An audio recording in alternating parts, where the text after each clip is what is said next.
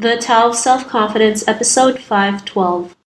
Welcome to the Tao of Self-Confidence, where I share stories of amazing women who have discovered their inner journey to self-confidence. Visit our website at thetaoofselfconfidence.com. Your inner journey to self-confidence awaits. Well, hello, friend. Welcome to the Tao of Self-Confidence, where I share stories of amazing women who have discovered their inner journey to self-confidence. I'm your host today, Sheena Yap Chan, and today I have an amazing lady on the show today. She is a woman in tech, and I'm just really excited to have her on to share her story with us on self-confidence. So without further ado, I'm going to introduce you to Leigh Roxas-Mobley. Leigh, how are you today? Maybe you can fill in a little bit more by yourself to our listeners. Hi, Sheena. Thanks so much for having me. I'm really excited to be here. So, yeah, my name is Leigh. I recently graduated from UC Berkeley's full stack web development program. And right now I'm pursuing my bachelor's degree in computer science. And I'm also working as an IT analyst and raising a 4-year-old. So, pretty busy. I'm also super passionate about encouraging those in underrepresented groups to pursue their dreams of working in a STEM field. So I work as coach for this group called Moms Can Code, and I host co-working sessions and workshops designed to help fellow moms learn how to code and pursue their own careers in tech. Awesome. Well, thanks for sharing that. And what's your cultural background? My parents immigrated here from the Philippines a few years before I was born, so I'm a first-generation Filipino American. Thanks for sharing that. And Leigh, what's your favorite self-confidence quote? So my favorite self-confidence quote is by Cheryl Strayed. It's, "Fear to a great extent is born of a story we tell ourselves." And so I chose to tell myself a different story from the one women are told. Decided I was safe, I was strong, I was brave, and nothing could vanquish me. I love this quote because too often I find myself and my own brain talking me out of trying something new or taking the next step to do something. And I think it's so important to remember our own strength and remember all the things that we've overcome before, and remember that we are survivors. Thanks for sharing that. And that's a great quote. I know we're all guilty of it. We kind of try to talk ourselves out of doing something new, especially something we're scared of. But, once we go over that fear, it's actually not as scary as we think, right? We tend to forget that fear is just like an illusion, and we just have to go out there and take action. So thanks for sharing that. And in your own words, how do you define self-confidence? So for me, self-confidence isn't so much about thinking that I'm going to be amazing at something or believing that I'm going to succeed at something. I mean, both of those things are true, and those are great components of being confident in yourself. But for me, the biggest thing has been believing that no matter what happens, I'm going to be okay. It's just kind of going back to my quote from earlier. I can try something new and fail at it miserably, but even if that happens, I'll still be okay. I'll survive. My life goes on, and a new door will open for me at another time. So having that sort of faith in myself to be able to pick myself back up regardless of what happens is for me the best definition of self-confidence. Thanks for sharing that great definition. And it's so true. Sometimes, we see failure as the end of all ends. It's we can't do anything else. Not realizing failure is just feedback. And the more we can see failure as feedback, the more we can keep going and realize, everything will work out. We're going to go through stuff, but like you mentioned, everything will be okay in the end. So thanks for sharing that great definition. And Leigh, what was your life like before your discovery of self-confidence? So I never really had a lot of self-confidence. I was bullied as a kid, and school was really hard for me. And while all of my friends went off to college, I kind of hopped around between jobs because I didn't think I was smart enough to be in college or to do anything really that I wanted to do, because I just didn't think that I was able to do it. And even though I kind of knew what I wanted to do already, I was constantly working on my own website. All I wanted to do was code. It was what I did instead of, doing homework. That was all I wanted to do. But I would see all of these articles about women in tech or women in STEM and just think that they were so much smarter than I was. And, they had already gone on to do computer science programs or engineering programs at places like Stanford or Berkeley. And I had just barely graduated from high school. So it was I would read these articles and not see myself as these women, even though, our interests were similar and everything. I just didn't see myself there. So I kind of hopped around from job to job, not really doing anything fulfilling, just trying to do something. And I remember the closest I got to a job that I really loved was working as a makeup artist. And I did that for 2 years. I loved the work and like getting to have that creative outlet. But then I remember one day asking my boss for a check-in, and like she told me that I was competing for hours with women who were really attractive, meaning that I wasn't like attractive enough to be like working in this field. And I was in my early 20s at the time, and I just didn't have the confidence to like pick myself up from that and point out like, hey, that's really wrong of you to say. So, I like never showed up again. And that was just kind of how it kept going. Like I'd take on, some sort of job and like leave it quickly, either because I was bored, it wasn't something I was fulfilled by, or I was told in some way that I wasn't good enough and like didn't have the courage to say yes I was and prove myself wrong. Because like the one thing that I actually really wanted to do wasn't registering as something I was capable of doing, and like that just being a developer like wasn't in the realm of possibility for me. So Thanks for sharing that. And, that's something we all go through, right? Maybe there's a person in our life where they told us we weren't good enough. I've been there. I remember when I used to work a job, I wanted to change jobs because I wanted something better. But a coworker told me, I made enough money or more than enough money as a woman. And actually that stunted my growth for like the next 10 years because I just thought, yeah, I guess as a woman, this is good enough. But we have to realize like that's just a person's perspective. It's not the truth.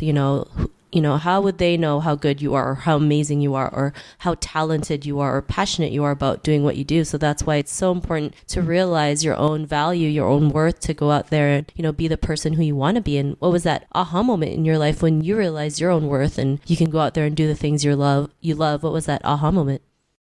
So I think my biggest aha moment for me was when I had my daughter. I was really scared of being a mom, especially like I was the first of my friends to have kids. And I really like struggled the first few weeks after she was born because, of course, the newborn days are really hard. And my husband only got like 1 week off from work after my daughter was born. And my daughter had horrible colic and breastfeeding was really hard. And like nothing felt like it was going right. But, during days turned into weeks and weeks turned into months, I started seeing my daughter growing and thriving and turning like into this, actually like little person with a personality and everything. And I just had this moment of like, oh my gosh, I'm doing this. Like I made a human. I gave birth to her and now I'm raising her and she's happy, she's healthy. I'm doing this like terrifying thing that I never in my wildest dreams thought I could do.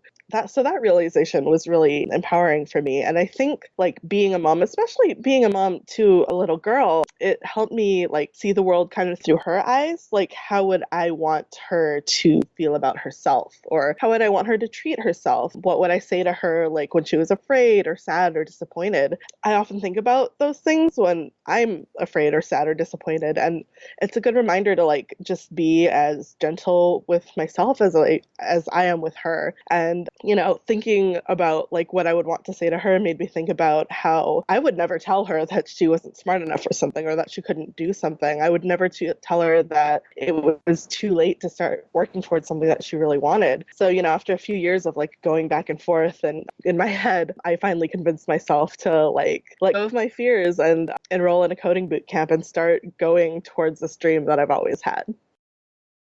Thanks for sharing that. Sometimes people don't realize, being a mother is like the most underrated job in the world. They have this perception that most moms probably just eat bonbons all day and watch soap operas, but it takes a lot of work. And I think people tend to forget like taking care of a child is like it's a lot of hard work, a lot of ups and downs, a lot of moments of like defeat and moments of victories, right? And, we can take that and put it into our careers or something we love to do, have that skill to pass on, like you mentioned, right? Like it was a struggle for you, but, as days and weeks and, months went by, it was, you were doing a lot better than you realized. So, I think that's great that you mentioned that. And, because of that, what's your life been like now? I really wish I could say that like everything was so much easier after and everything was great, but like that's not really how it works, unfortunately.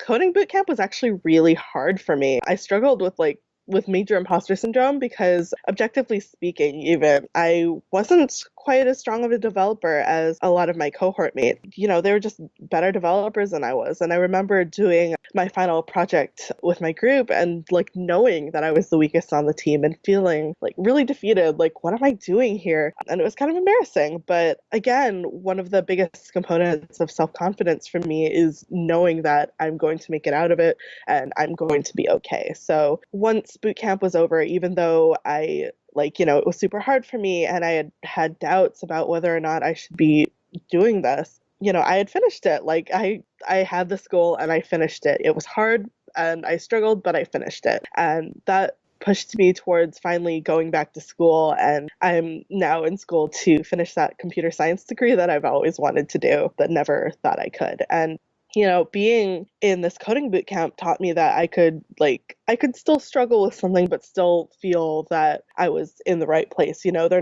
They're not mutually exclusive. It just doesn't always work out that way, that, you're in the right place and that everything feels amazing. That's really not usually how it works. But, I learned that I was capable of doing something really difficult and making it through. And it confirmed that this was what I wanted to do for a living. But also after that experience, I realized that I also wanted to help out like other women who were in my same shoes of wanting to do a career transition, other women, other underrepresented groups in tech. And, especially like a lot of us, don't always realize what we want to do when we grow up until much later, especially when you're from like an underrepresented group, like women, people of color. You don't necessarily get those opportunities in front of you. So I wanted to help those who were considering that like career change. So I joined this organization called Moms Can Code, which is, exactly how it sounds. We empower other moms to, learn to code and possibly like switch careers and become developers or,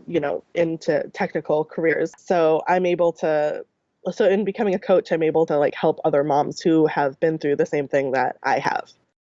Thanks for sharing that. And I love how you mentioned, it's not always rosy, but, we push through it. And, struggle is always going to happen in our lives, right? It's something that we can't control, but we can control we can control the outcome of it and realize that we can keep going no matter what happens. So thanks for sharing that. And Leigh, to the woman who's listening to your episode, she may be in her own journey of self-confidence. What would be that one tip you would give to her?